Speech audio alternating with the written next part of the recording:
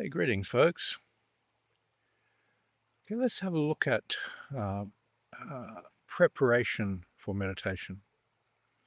Now, if let's say you're a Buddhist, you might do the morning service, go through some chanting, go through the triple gem and so forth.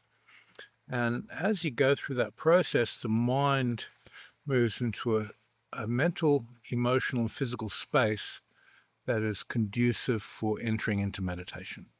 It's like a preparation. In in the Hermetic framework, we enter into a prayer state.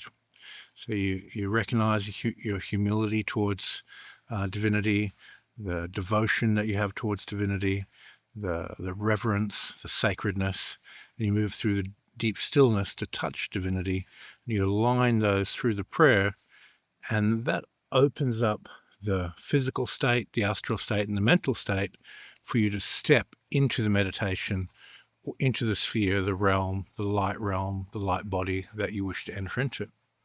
Without that preparation, it can be very difficult or time consuming to enter into jhana, enter into a samadhi type state, enter into a deep meditative absorption. But if you get your preparation right, that you drop your baggage at the door, you're in the right place, then you step into it, it's a quicker transition into that state. Now, as you look at these different vibratory states, so let's say you're in you've done your time release exercises, your space release exercises, you're paying attention to stillness, Akasha, touching infinity. You get a reflection of light through the infinity of your essential divine nature, and say that took an hour to reach that state.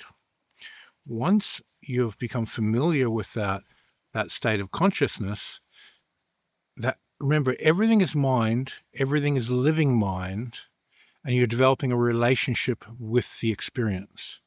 So by recognizing, just simply paying attention to that light and consciousness that you're in resonance with and perceiving is alive.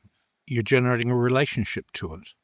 And once that relationship has been established, if you do your preparation of the physical body, the astral prayer qualities, the mental qualities, and then you knock on that door of that light state, that light remembers you, you remember that light, and then you go into union with it, and you have an experience.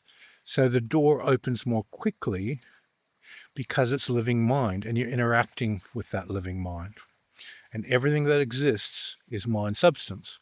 So there's never a moment in which it's, oh, I'm trying to reach that state that I was in before. If you've been paying attention to it and developed a relationship to it, you utilize that relationship and you summon it. And your mind moves like a feather towards it and goes into unity with that mental state, which is an aspect of living mind. So everything that exists is mind substance. Every jhanic state is mind substance. Every manifestation of energy and power is mind substance. And all that's happening is any place that you've been and you paid attention to it, you've generated a relationship to it, and that relationship is something that you invoke. You invoke the relationship to samadhi through a particular meditation object and so forth.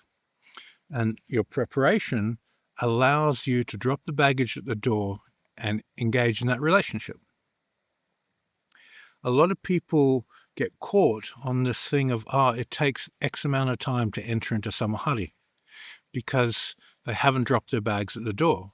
By moving into a state of humility, devotion, reverence, sacredness of the infinity, touching divine light, aligning that through prayer, now you're prepared to touch whichever frequency, whichever light body, whichever aspect of the universe that you want, that you've previously had access to and you've made a relationship to.